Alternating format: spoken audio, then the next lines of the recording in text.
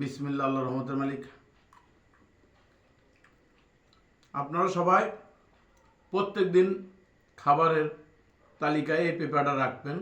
এটা ডায়াবেটিসের জন্য খুবই উপকারিতা কাম করে। আর ফুসফুস, আপনার এই কিডনি, হার্ট, এগুলান এই পেঁপা খুবই কার্যকারিতা ক্ষমতা, শরীরের প্রত্যেকটা অঙ্গ প্রত্যঙ্গ খুবই উপকারিতা এই পেঁপা। তা আপনারা অবশ্যই আপনাদের খাবারের মূল্য তালিকায় প্রত্যেক দিন খাবারে রাখার চেষ্টা করবেন। আর যে আমরা গাছের যে ডাব, শরীর দুর্বল লাগে, নার্ভাস লাগে, মাথা ঝিমঝিম ভার ভার এগুলান লাগে, হাত পাও জ্বালা পোড়া, আপনারা অবশ্যই গাছের ডাব খাবেন নিয়ম মতন।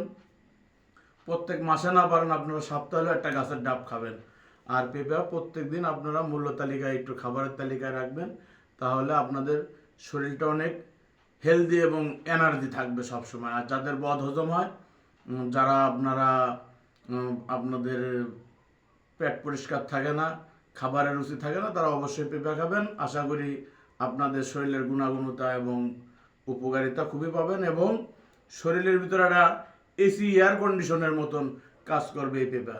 তো সবাই ভালো থাকবেন, সুস্থ থাকবেন। বাংলাদেশের প্রত্যেকটা মানুষ রাস্তা থেকে পার হবেন। আসসালামু আলাইকুম।